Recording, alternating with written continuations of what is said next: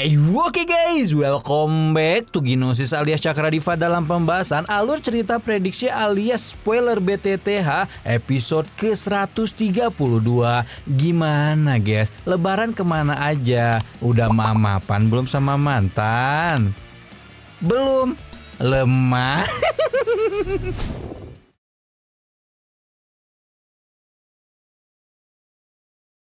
Qiuling buru-buru menangkupkan tangannya di hadapan Xiaoyan dan Tianhu, mengatakan bahwa bukan karena Menara Pil tidak ingin membawa Xiaoyan keluar, namun pemuda itu dilindungi oleh boneka iblis langit dan masih terlibat pertempuran jiwa dengan api 3000 pembakaran, dan sehingga mereka tidak bisa membawa pemuda itu pergi kalau tidak mau Xiaoyan terluka parah. Selain itu, Xuan Kongji yakin jika situasi di domain bintang akan membaik dalam beberapa hari dan ketika itulah mereka akan mengeluarkan Xiaoyan dengan secara paksa. Kemarahan di hati dokter peri kecil semakin melonjak ketika melihat Menara Pil begitu menganggap enteng nyawa Xiaoyan, seolah yakin jika pemuda itu masih akan hidup ketika mereka mencarinya beberapa hari lagi.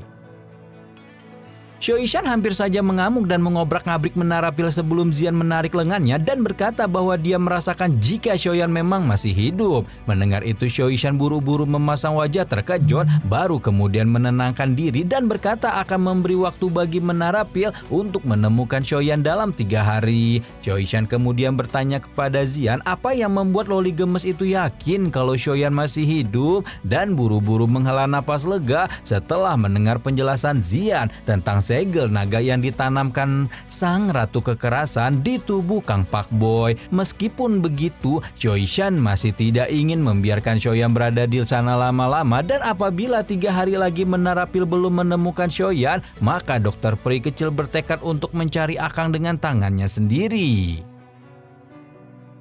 Sementara kota Pil Suci gonjang-ganjing pasca kekacauan di domain bintang, Xiaoyan yang sampai saat ini berada di tempat yang mengalami kekacauan justru duduk bersila dengan santai. Di sekitarnya terdapat penghalang api yang mengisolasi tubuh Xiaoyan dari kekacauan yang diciptakan oleh api 3000 pembakaran di dalam domain bintang. Dan meskipun domain bintang masih kacau, Xiaoyan sama sekali tidak terganggu dan husyuk menjalani pertempuran jiwa dengan api 3000 pembakaran. Api 3000 pembakaran tanpa sadar menjadi sedikit kesal karena untuk beberapa alasan yang tidak diketahui, kekuatannya seperti melemah seiring dengan aliran waktu, sementara kekuatan Xiaoyan di dalam penghalang api justru melonjak.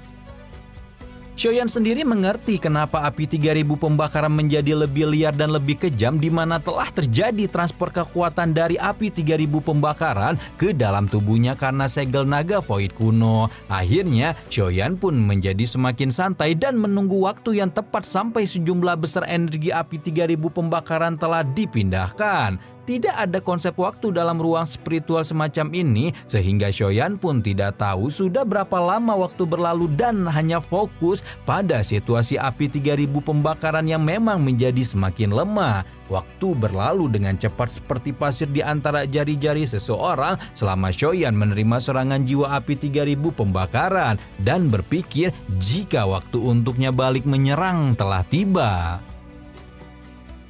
Ketika itulah Xiaoyan yang selama ini duduk di atas teratai api mulai bergerak menghilangkan penghalang api di sekitarnya sebelum kemudian berjalan mendekati api 3000 pembakaran. Raungan marah dipancarkan oleh api 3000 pembakaran setelah melihat Xiaoyan bergerak sebelum melebarkan mulut naganya dan menembakkan sebuah pilar api besar. Sayangnya, kekuatan api 3000 pembakaran yang sudah semakin lemah tidak mampu menimbulkan kerusakan besar bagi Xiaoyan, dan tuan muda ketiga keluarga Xiao itu mampu menghalau pilar api dengan amat mudah. Api 3000 pembakaran sangat marah dan matanya berubah menjadi merah total ketika meledakkan tubuhnya menjadi ribuan naga kecil untuk menyerbu ke arah Xiaoyan.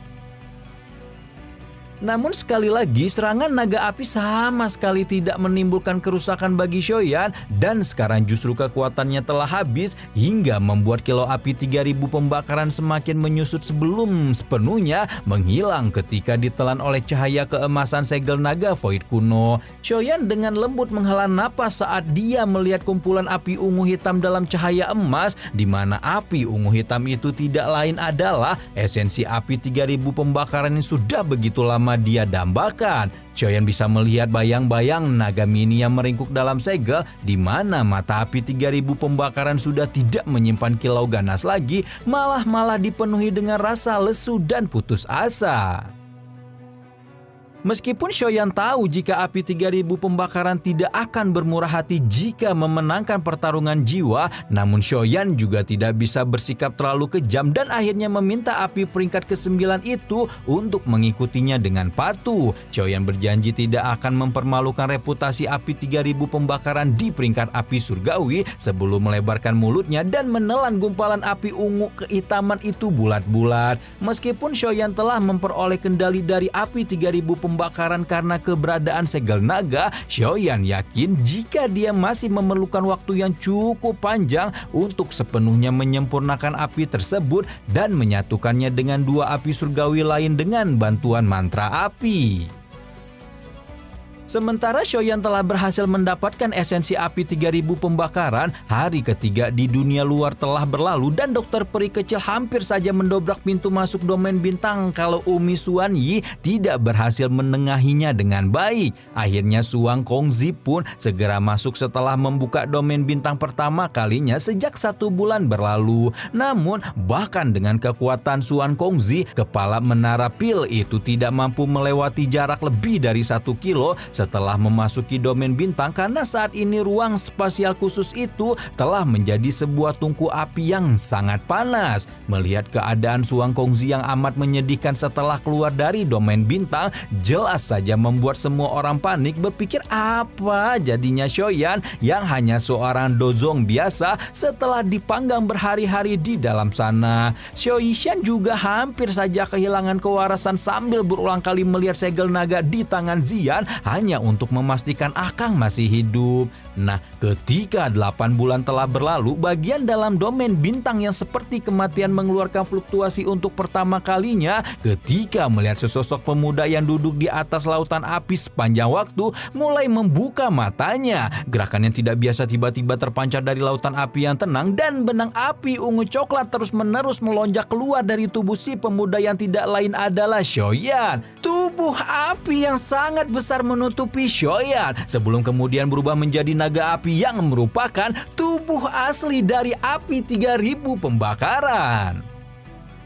Naga api meraung hingga menyebabkan area di dalam domain bintang terguncang dengan keras dan api ungu hitam yang awalnya tenang segera menjadi sangat panas sebelum membuka mulutnya lebar-lebar dan mulai menelan nyala api ungu hitam yang tersebar di seluruh domain bintang. Baru setelah menelan seluruh nyala api yang ada di domain bintang, naga api raksasa itu secara bertahap menyusut sebelum berubah menjadi gumpalan api ungu coklat yang merembes masuk ke dalam kepala Xiaoyan. Xiaoyan segera mengepalkan tangannya dan memunculkan api surgawi ungu kecoklatan, di mana api ungu kecoklatan itu tidak lain adalah bentuk api surgawi barunya yang disebut sebagai api 3000 teratai hati. Xiaoyan tersenyum puas sebelum meledakkan doki dalam tubuhnya dan baru menyadari bahwa selama dipanggang dalam domain bintang ini dia telah melejit menjadi seorang elit bintang 9 dozo.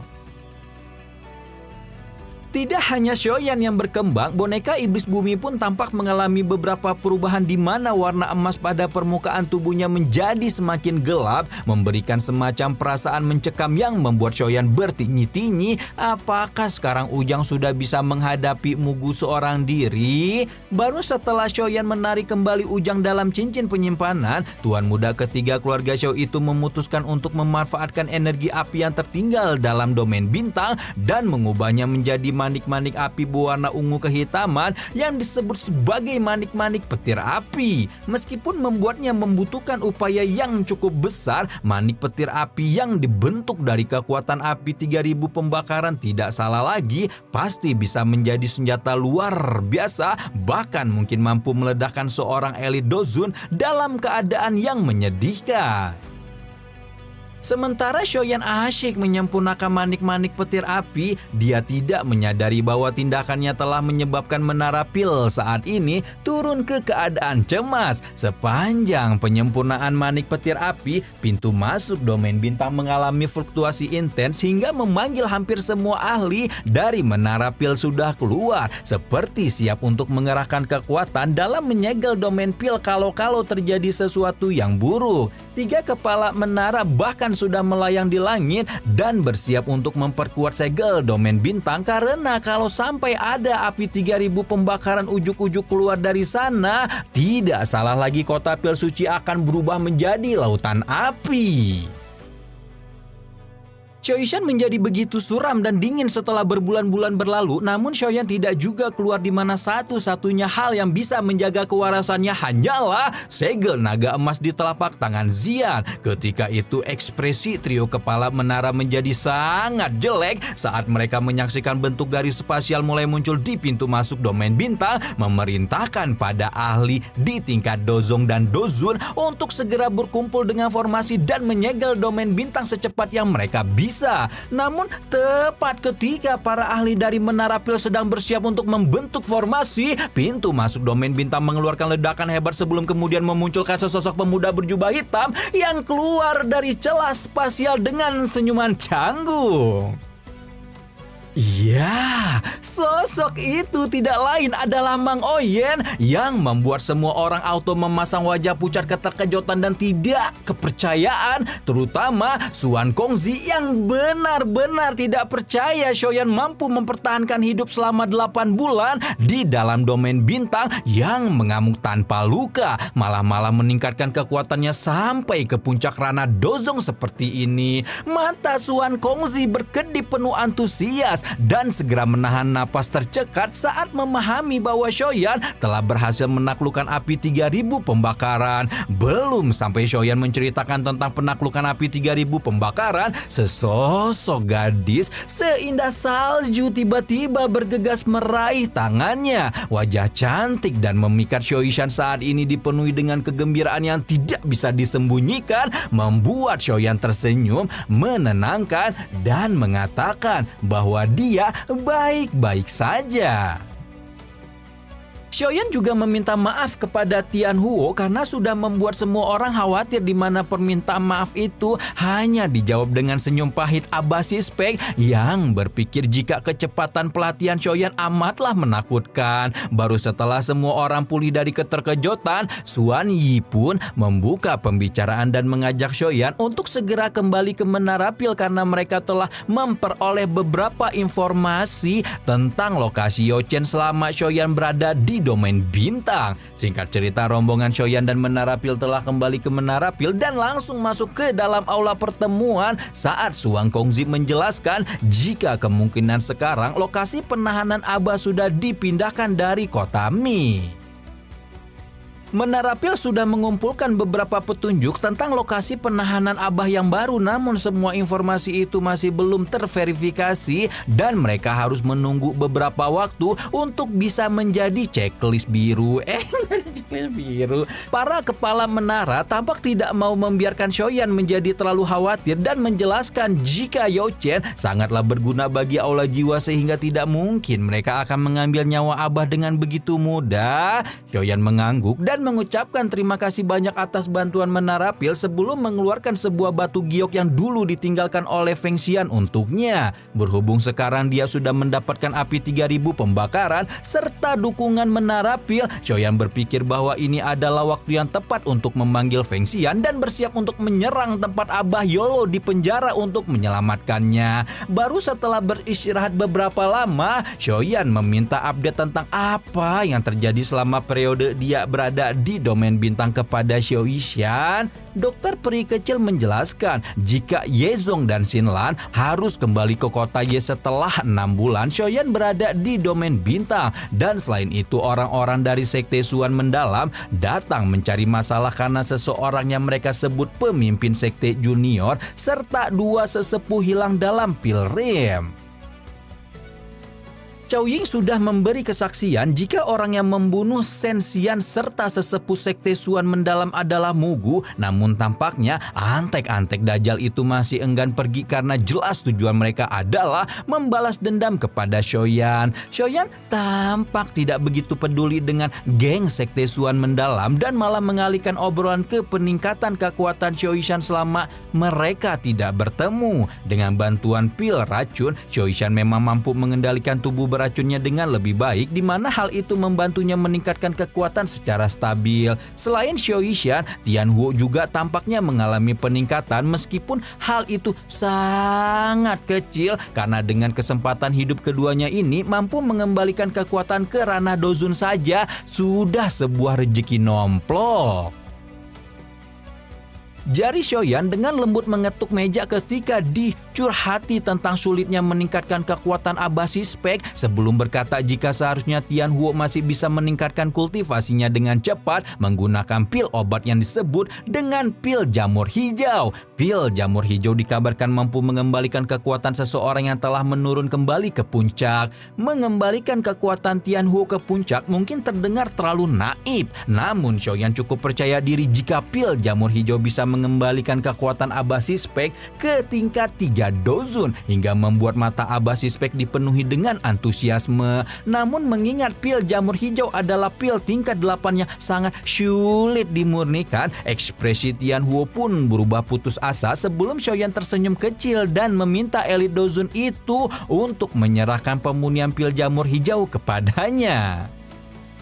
Selain Xiaoyan ingin berusaha menjaga hubungan baik dengan Tian Huo yang sudah menjadi bodyguard luar biasa baginya selama setahun ini, bagaimanapun dia akan segera memulai operasi penyelamatan Aba dan meningkatkan kekuatan Tian Huo akan menjadi dukungan yang cukup besar padanya. Singkat cerita, obrolan telah berakhir dan Xiaoyan kembali ke kamarnya untuk memeriksa gulungan 3 segel dewa terakhir yang ditinggalkan Desun Er, yaitu segel pembalik tanah, segel penguburan langit, dan segel dewa kuno. Dengan kekuatan Xiaoyan saat ini itu sudah lebih cukup baginya untuk berlatih segel pembalik tanah dan segel penguburan langit. Oleh sebab itulah Xiaoyan tidak ingin membuang banyak waktu dan memulai pelatihannya yang panjang sekali lagi. 5 hari berlalu dengan cepat setelah Xiaoyan mulai berlatih keterampilan 3 segel dewa terakhir, dan selama periode waktu ini Xiaoyan telah menggunakan segel pembalik tanah dan segel penguburan langit berkali-kali. Pelatihan tak kenal lelah oleh Xiaoyan ini berlanjut selama 7 hari sampai dengan Xiaoyan datang menemuinya dan mengabarkan bahwa sekte Suan mendalam telah mencari perkara sekali lagi ke Menara Pil. Xiaoyan tanpa ekspresi ketika turun dari tempat tidur dan mengajak Xiaoyan keluar ruangan untuk melihat kemampuan apa yang dibawa sekte Suan mendalam untuk mencari gara-gara dengannya. Aliran manusia memenuhi alun-alun luas Menara Pil saat melihat rombongan sekte Suan mendalam datang dengan wajah marah setelah mendengar Xiaoyan telah kembali dari domain bintang. Yang membuat keramaian semakin heboh adalah fakta bahwa ketua sekte Suan mendalam yang bernama Chen Tianan datang secara pribadi menunjukkan betapa masalah antara sekte Suan mendalam dan Xiaoyan memang bukanlah sesuatu yang remeh-temeh. Ketua Agung Menara Pil alias Qiuling pun akhirnya keluar meminta Shen Tianan untuk tidak bersikap seenaknya di Menara Pil seperti ini. Namun tampaknya Shen Tianan tidak peduli sama sekali karena bagaimanapun dia percaya jika putranya alias Shen Xian telah mati di tangan Xiaoyan. Qiuling menghela napas sebelum meminta Shen Tianan mencari Mugu kalau ingin balas dendam atas kematian putranya. Namun sekali lagi Shen Tianan telah menandai Xiaoyan sebagai salah satu pembunuh dan meminta Menara Pil untuk menyerahkan pemuda kurang asem itu kepadanya. Permasalahan semakin memanas setelah Qiuling tampak tidak mengindahkan kata-kata Shen Tianan dan seorang pemuda datang yang mengaku bernama Yi Chen dari Sekte Langit Mendalam muncul mendukung Shen Tianan. Nama Yi Chen cukup terkenal di Dataran Tengah karena dianggap sebagai murid paling menonjol dari Sekte Langit Mendalam dalam 1 abad dan digadang-gadang akan menjadi kepala Sekte Langit Mendalam berikutnya. Yang lupa, Sekte Langit Mendalam adalah salah satu dari 2 sekte besar Dataran Tengah ya guys ya. Masih ingat kan? Karena itulah ketika pemimpin junior sekte besar itu datang untuk mendukung Shen Tianan membalas dendam kepada Xiaoyan, mengingat metode Qi dari Sekte Langit Mendalam sangatlah kejam dan sombong, di mana mereka biasa melakukan pelatihan dengan menghabisi rekan-rekannya sendiri dan menyerap dokinya. Yi Chen adalah satu-satunya generasi muda yang bisa keluar dari pelatihan tanah terlarang sekte, bahkan menunjukkan jejak mengerikan dengan menembus ranah setengah dozun sebelum berusia 30 tahun. Meskipun Tuan Muda Sekte Langit Mendalam datang, Qiuling tetap menunjukkan ekspresi datar dan sekali lagi menjelaskan jika Xiaoyan bukanlah orang yang menghabisi Chen Xian. Mata Shen Tianan tampak begitu kejam saat mengatakan jika saja Xiaoyan tidak melukai putranya, maka pasti mereka masih bisa keluar dengan selamat dari alam pil. Yi Chen menghela napas pelan saat dia mengancam Qiuling dengan mengatakan jika Menara Pil terus melindungi Xiaoyan, maka hal itu tidak menutup kemungkinan jika Sekte Langit Mendalam akan membentuk aliansi yang tidak menguntungkan Menara Pil. Karena itulah daripada konflik tidak berguna muncul di antara Menara Pil dan Sekte Langit Mendalam, Yi Chen dengan suara menggelegar mengudarakan tantangan kepada Xiaoyan dan menunggu apakah pemenang pertemuan pil yang tersohor itu memiliki keberanian untuk menerima tantangannya. Tepat ketika tantangan mengudara, sesosok pemuda berjubah hitam muncul dengan tawa tenang sembari mengatakan bahwa dia menerima tantangan yang dilakukan oleh Yi Chen kepadanya. Ya, sosok itu tidak lain adalah Xiaoyan yang membuat Qiuling buru-buru mengingatkan Xiaoyan karena Tuan Muda Sekte Langit Mendalam yang berjulukan Iblis Yi itu bukanlah orang yang ramah. Namun berhubung Xiaoyan sudah memutuskan untuk menerima tantangan Yi Chen, Qiuling pun tidak bisa melakukan apa-apa lagi kecuali meminta Xiaoyan untuk melakukan yang terbaik. Senyum di wajah Yi Chen menjadi lebih kaya saat melihat Xiaoyan berjalan mendekat tanpa gentar sebelum menginjak tanah dan kekuatan yang tidak biasa sehingga menyebabkan tanah di sekitarnya bergetar. Sepersekian detik kemudian sebuah panggung batu berurukan sekitar 200 kaki muncul dari tanah, di mana panggung itulah yang akan menjadi batas arena tempur yang digunakan oleh Yi Chen dan Xiaoyan untuk baku hantam. Dengan demikian pertarungan antara Xiaoyan melawan iblis darah dari Sekte Langit Mendalam pun tidak terhindarkan lagi. Tepat setelah pertempuran dimulai, Yi Chen berkedip menghilang dari arena membuat semua orang terpukau dengan kecepatannya, sementara Xiaoyan malah tidak bergeming sama sekali sebelum kemudian mengayunkan tendangan ke arah ruang kosong. Ruang kosong itu berfluktuasi baru kemudian berubah menjadi sosok merah darah Yi Chen yang berniat menggunakan kecepatan tertingginya untuk menghabisi Xiaoyan. Yi Chen meraih kaki Xiaoyan dengan cakarnya dan berniat mengaktifkan teknik tangan pelahap tulang darah dan mengeluarkan kekuatan isap hingga menyebabkan wajah Xiaoyan menjadi semakin dingin. Tidak mau banyak bermain-main, Xiaoyan meledakkan api 3000 teratai hatinya dan membuat Yi Chen buru-buru melepaskan tangannya yang sudah berubah menjadi gosong. Yi Chen menjilat bibirnya dengan ekspresi tertarik setelah melihat penampakan api surgawi secara langsung dan memahami jika Xiaoyan memang memiliki beberapa kemampuan sampai bisa keluar menjadi juara pertemuan pil. Namun dia pun tidak ingin mengulur waktu lebih lama dan berpikir untuk segera menghabisi Xiaoyan kalau tidak ingin pemuda anta beranta itu membuat masalah di kemudian hari. Ketika itulah uap merah membumbung dari tubuh Yi Chen sebagai wujud teknik aglomerasi darah sebelum menginjakan tanah dan menghilang sekali lagi di hadapan semua orang. Mata Xiaoyan menunjukkan rasa dingin saat melihat Yi Chen menghilang sebelum kemudian muncul lagi dengan wujud berlumuran darah serta aura yang menjadi semakin kuat ketika merangsek ke arah Xiaoyan dengan begitu kejam. Tidak mau membiarkan pihak lain kebanyakan gaya, aura yang luas dan kuat melonjak keluar dari tubuh Xiaoyan ke segala arah seperti gunung berapi ketika kekuatan Dozong bintang 9 dan mantra apinya meledak dalam sebuah kepalan tangan membungkus api ungu coklat yang menghantam cakar membakar darah Yi-Chen hingga membuat tubuhnya terpental. Ekspresi Yi-Chen tenggelam dalam keterkejutan setelah menyadari bahwa Xiaoyan bukanlah Dozong bintang 4 atau 5 yang dia dengar, dan dengan usia yang lebih tua 10 tahun, si bocil FF ini sudah berdiri di tingkat yang sama dengannya.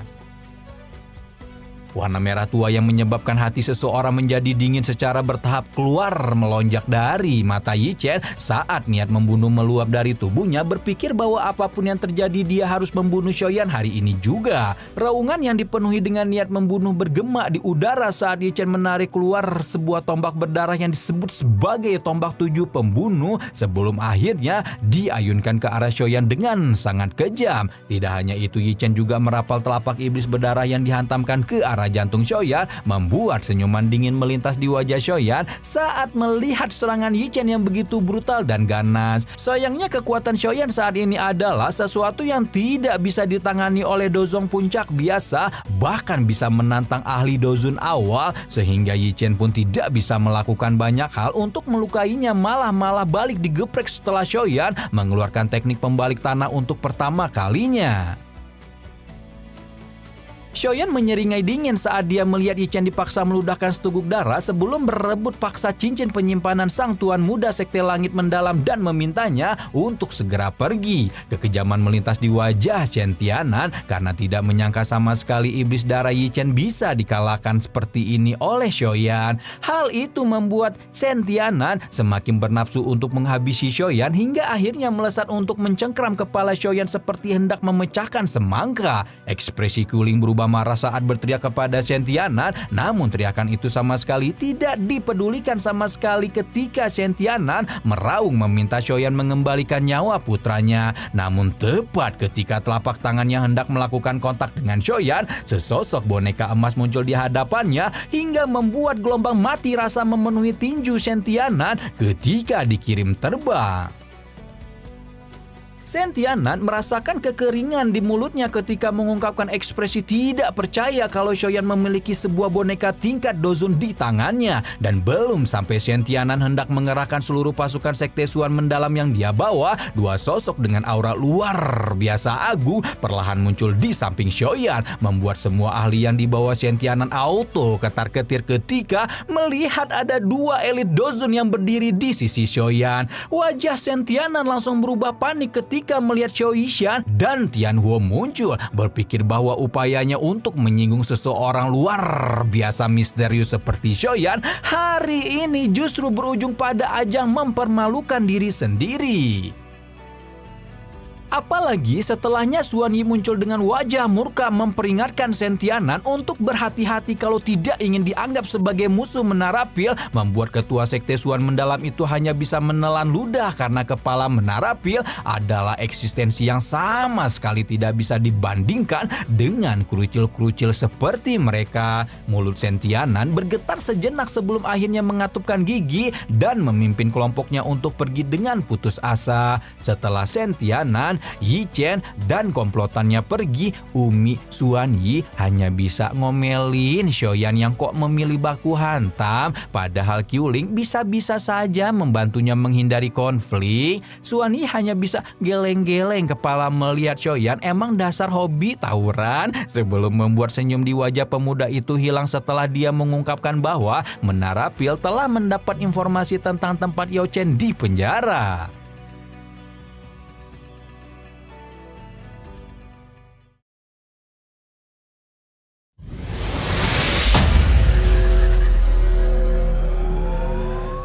Edian, waduh panjang banget nih guys, puas lah ya sama durasinya. Aduh edan, apalagi informasi tentang lokasi Abah Yo udah mulai terbongkar nih. Apakah itu tandanya operasi penyelamatan Yao Chen akan segera dimulai? Mampukah Xiaoyan menyelamatkan Abah dan kembali berkumpul dengan guru yang begitu dia rindukan? Dan kira-kira gimana ya adegan pertemuan Abah dengan gebetan masa lalunya alias Umi Xian Yi kalau terbebas nanti? Penasaran?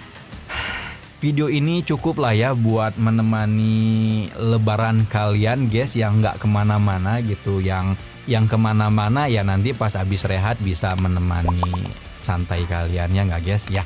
Kalau gitu Rama di sini leles. Bye bye.